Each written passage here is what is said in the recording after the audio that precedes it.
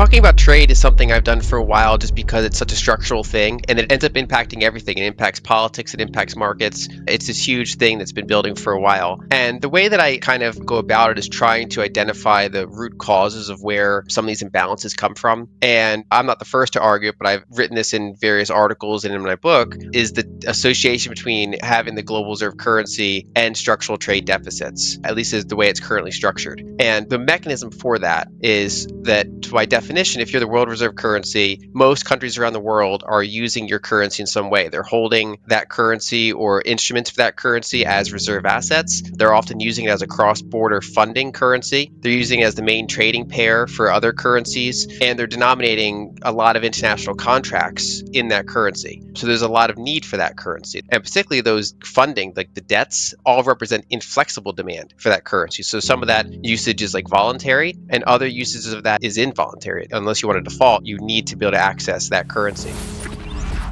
So what that means is that compared to other currencies in the world, there's an extra layer of demand for the dollar. Normally, you hold a currency of a country because you want to interact with that economy in some way, whereas the dollar, countries that have, maybe even minimal trade with the US or not looking for that purpose, will hold a lot of dollar assets anyway, just because they need it for all these kind of global requirements. And what that means is that unlike many currencies that will trade on interest rate differentials, trade imbalances, things like that, the dollar will trade on those things, but it has this extra structural bid to it. And what that means is that, especially for lower margin things, it's generally less economical to produce them in the US, even compared to other developed countries. So it's not just compared to developing ones, even compared to many of our developed peers, it's just harder to manufacture in the US. And our import power is very significant. And so basically that's the mechanism that kind of forces open our trade deficit. And so every year we're pouring dollars out into the world so that they can use it as the global reserve currency. And the imbalance there is that there are some parties that are very boosted by that arrangement. So Washington, D.C. can sanction anyone in the world practically. If you work in Wall Street, you're loving the situation. Tech and healthcare are kind of high margin things that are not really heavily impacted by that. Whereas if you work in industry or in other kind of like heavier areas, particularly the Rust Belt area, you're on the wrong side of that. And so over time, there's been kind of shifting economic realities as well as shifting politics around that kind of accumulating imbalance. And then the additional issue on top of that is there are accumulating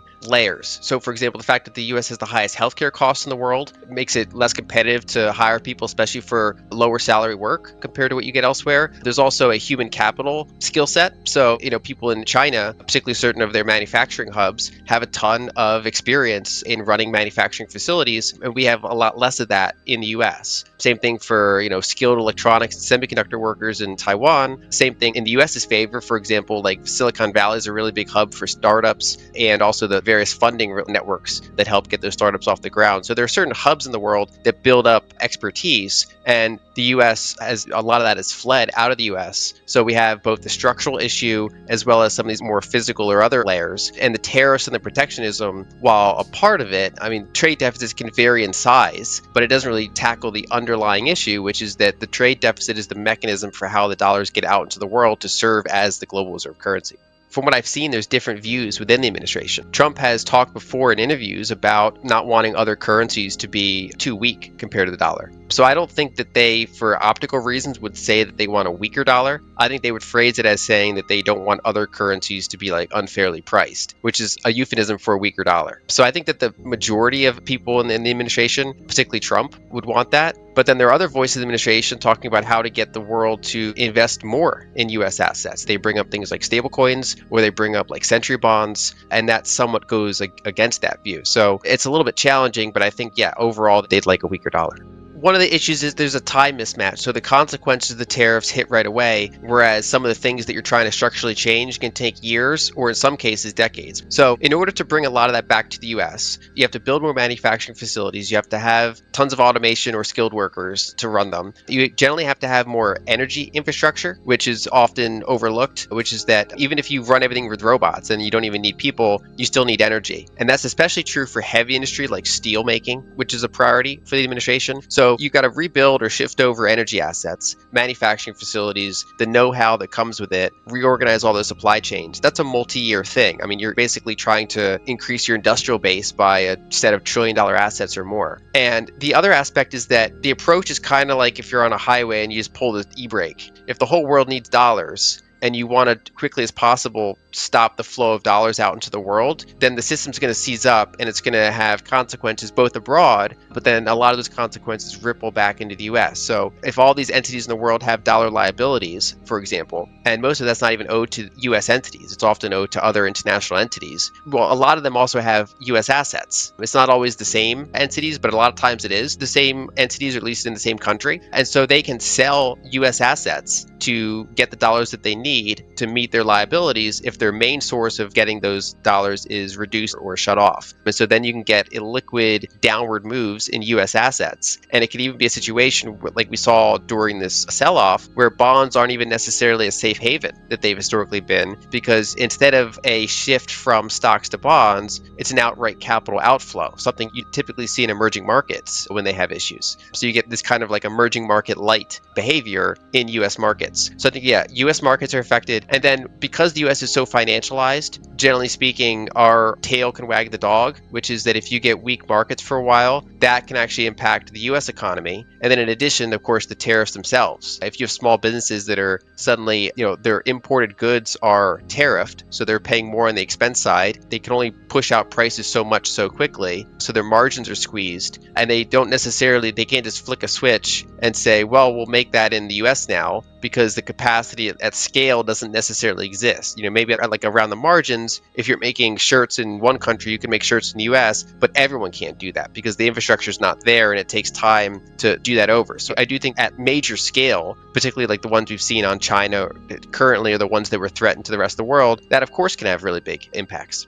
So the long-term debt cycle kind of looks, especially in the US, but other developed countries, kind of looks to see how these really long-term debt accumulations build up and then get resolved. And the short version is that, generally speaking, debt accumulates in the private sector, eventually has a major crisis, and then there's kind of a shift where the sovereign level kind of bails it out, and a lot of that debt ends up on the sovereign level. And then there's really nowhere to go other than default or inflate it away, which is like a gradual kind of purchasing power default. They're currently in the phase where they've already had the private debt bubble peak, in my view. That was back in the global financial crisis. We're now, over 15 years into basically that's now on the sovereign level. They're running structurally big fiscal deficits, partially because of demographics reasons, partially because interest expense is no longer being offset by ever falling rates. And so these are issues now. The Gordian knot, the thing that makes it so challenging to get out of that kind of fiscal tailspin, is that even if you do try austerity measures, which I'm not convinced that they're able to do yet, because the campaign promises were to protect Medicare, protect Social Security, if anything, boost military spending. Those are the really big buckets of where money goes. And so the other mechanism is to try to raise taxes.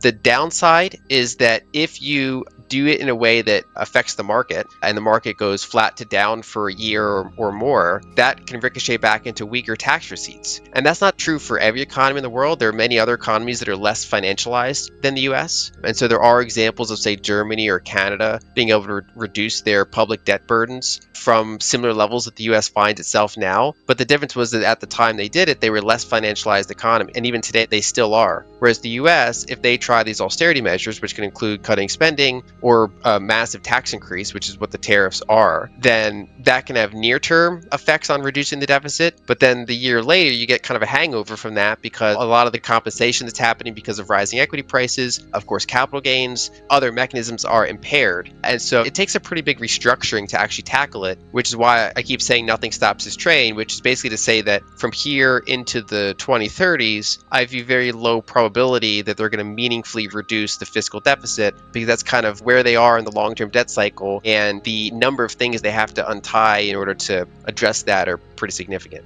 So even this de-escalation is still a multi-$100 billion annual tax increase that hits right away and can cause distress in pockets of the market. And I think we're seeing some price action today that is indicative that maybe we're not out of the woods financially or economically just because there's been some degree of de-escalation. I think the prior uncertainty and the prior levels would have, of course, been even more impactful. As for whether they're inflationary or disinflationary, I would start with the premise that sustained higher inflation pretty much requires money supply growth in order to get that. So money supply growth doesn't necessarily lead to price increases because it could all be offset by productivity gains. So if you double the money supply, but you get way more efficient at making everything, you could have many things not go up in price. But in general, one of the necessary inputs for structural price increases is money supply growth, because otherwise it's got to come from somewhere else. And so I think that opening volley here is some prices, especially ones that are now associated with China, are likely inflationary. Other products could be disinflationary because you can slow down the economy. And so the things that people need and they can't get elsewhere can go up in price. Other things they don't need or can get elsewhere can go down in price because demand is weaker. And then you can also get disinflation in asset prices, basically weaker asset price returns to fuel some of those consumptive patterns. It's the type of recession that if you get it, whether it's inflationary, it would partially depend on what's happening on the fiscal side, partially what's happening on the Fed side. So if they go back to QE, increasing their balance sheet to support some of those fiscal deficits and the bond market in particular, if that were to happen, then that's how you get a stagflationary scenario, in my view, that you basically have higher tariffs on goods, supply chains in disarray, combined with large monetized fiscal deficits. We're not there yet, but that's a scenario that's certainly on my radar.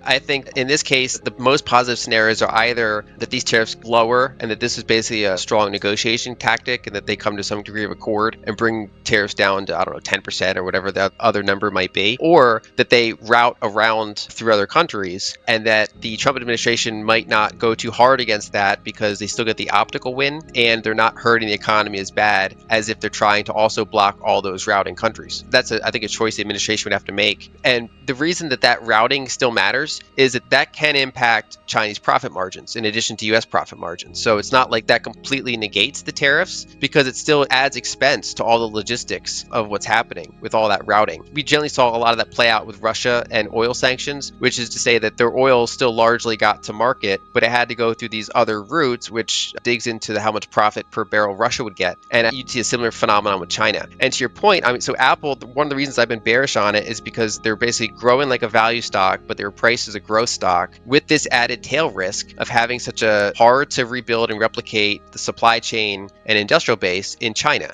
So it's not like a completely risk-free investment. And now we're kind of seeing that called out a little bit. I think it's bearish in the near term for U.S. consumers unless these are reversed. That's why I think the market, we're having this conversation on Thursday, the market is not having a great day. And I think it's because it increasingly realizes that we're not out of the woods. This is still, on its surface, a multi-$100 billion instant tax increase with some potential mitigations like routing around or people hoping that the tariffs go down. But it's not as though there's fast ways to just say, well, we can't get iPhones in China anymore, so we'll get them from somewhere else. That's a multi-year process. So some combination of Apple, consumers, some of the Chinese suppliers all kind of take a shared hit. We don't know the exact ratios of what they're going to be, and those ratios can shift over time. So maybe the first quarter Apple takes the hit, and then they start rolling out price increases if they see these aren't going to go away. So there's kind of a multi-phase approach here, which rapidly changes because if we get a headline tomorrow that we don't have 100% tariffs on China, then that negates a lot of what I just said.